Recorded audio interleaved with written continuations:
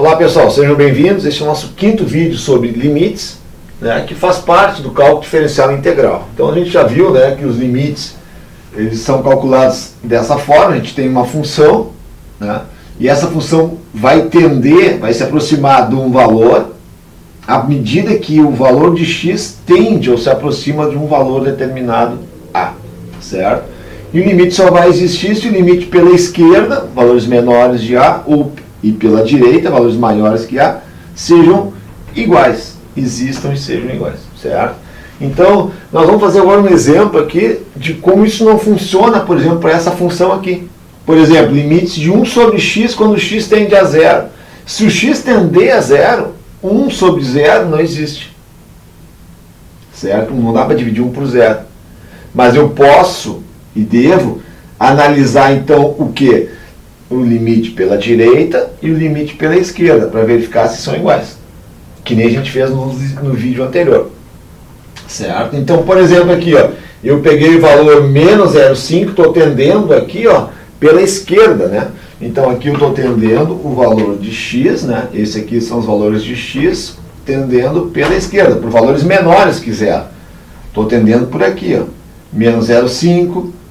Então, divido 1 por menos 0,5, menos 2. Menos 0,1. 1 dividido por menos 0,1, menos 10. 1 dividido por menos 0,01, menos 100. 1 dividido por menos 0,001, menos 1000.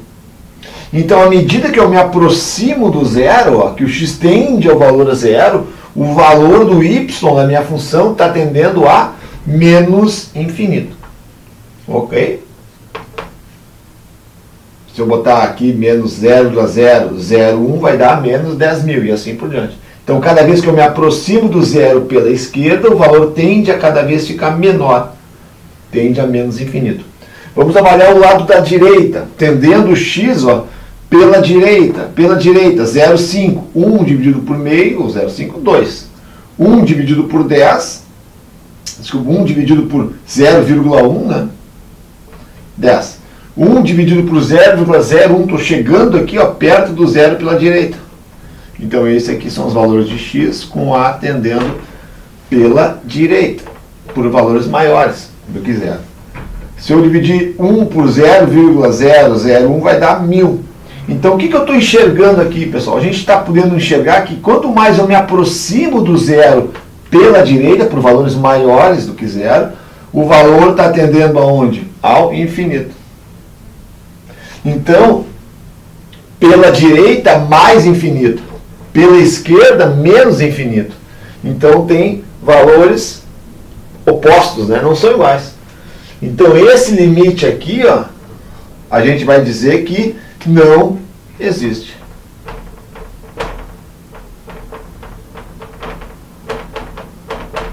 Não é porque 1 sobre 0 não existe, né? Se tendesse para o mesmo valor, tenderia ao limite. Teria um limite. Mas aqui, no caso, eu estou dando valores exatamente opostos, diferentes. Então, não atende essa lei aqui dos limites, que tem que ser pela esquerda e pela direita iguais. No caso aqui, não são iguais, são os opostos. Ó. Pela direita, ele tende a mais infinito. Quando o x tende pela direita, aqui, ó, que é esse caso aqui, a mais infinito.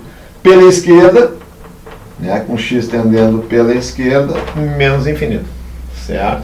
Então eu testo pela direita e pela esquerda e avalio os valores e vejo que não deu, não existe o limite. Certinho? Então esse aqui é um contra-exemplo dessa lei aqui. Tá legal? Bom, pessoal, nós temos alguns casos na matemática indeterminações. O que é isso? É quando acontecem esses casos aqui, ó, 0 sobre 0, infinito por infinito, 0 vezes infinito, infinito vezes infinito, infinito na zero, 1 na infinito ou 0 na zero. Então não está determinado, eu preciso avaliar mais profundamente. O limite, pessoal, basicamente é isso. Eu testo o valor do x, no valor que está tendendo, e se ele atende, né, se não tem determinação, eu já sei o valor direto. Quando não atende diretamente, eu preciso fazer essa avaliação. Seja pela direita ou pela esquerda, seja por outros métodos que nós vamos ver agora. Certo? Por exemplo aqui, pessoal, ó, limite de x² menos 9 sobre x menos 3, quando x tende a 3. O que a gente faz, a primeira coisa? Substitui o x por 3. O que a gente vai conseguir aqui? Nós vamos ter o seguinte, ó, 3 ao quadrado dá 9 menos 9. 3 menos 3. 9 menos 9, 0. 3 menos 3, 0. Indeterminação. Né? Esbarramos aqui nessa indeterminação. Então, nós vamos ter que usar uma outra maneira de fazer isso. Lá, depois, quando a gente estudar as derivadas, eu vou mostrar uma maneira bem mais fácil, que é L'Hopital. Mas, a princípio, tem que aprender derivadas primeiro, certo? Então, não tem como resolver isso aqui dessa forma. Né? Substituindo o x pelo valor 3, nós vamos chegar numa indeterminação que eu coloquei para vocês aqui. Ó. Essa primeira aqui, 0 sobre 0. Então, uma das formas da gente resolver isso seria basicamente fazer o quê? O quociente. Então, nós vamos fazer o quociente agora dessa função. Nós temos um numerador e um denominador. Nós vamos fazer o quociente, já que nós vamos aplicar a propriedade do limite. Né? Então, eu posso fazer o seguinte, x ao quadrado menos 9 dividido por x menos 3, certo? Como é que eu faço isso? Né? Lá do ensino fundamental, eu divido x quadrado por x, né? Então eu vou ter x quadrado dividido por x, né? Posso cortar aqui, vai dar x, porque x vezes x sobre x, corta ali vai dar x. Ou fazer a subtração do expoente, 2 e aqui é 1, 2 menos 1, 1, certo? Então x quadrado por x vai dar x. Agora eu volto, ó, x vezes x, x quadrado, passa para lá, menos x quadrado. X vezes menos 3, menos 3x, passa para lá, troca o sinal. Sempre que eu vou voltar, eu troco o sinal. Então x quadrado menos x quadrado vai dar 0. 3x não tem aqui o termo em x, então 3x mais 0, 3x. Menos 9 aqui não tem termo independente, fica menos 9. Certo? Então agora eu vou dividir o 3x por x. Então 3x por x vai dar o próprio 3. Então aqui vai dar mais 3. Então 3 vezes x, 3x. Passa para o outro lado, troca o sinal, menos 3x. 3 vezes menos 3, mais vezes menos, menos. 3 vezes menos 3, menos 9. Passa para o outro lado, mais 9. Menos 3x mais 3x, 0. Aqui já é 0.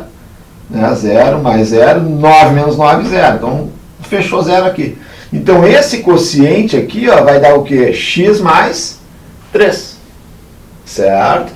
Então, como é que a gente resolve para finalizar esse limite? Pela divisão das funções, ó, então limite de x quadrado menos 9 sobre x menos 3, quando x tende a valor 3, nós vimos que é uma indeterminação, então a gente esbarrou. Então o que a gente teve que usar como uma forma de resolver isso? Fazer o quociente, e o quociente deu x mais 3.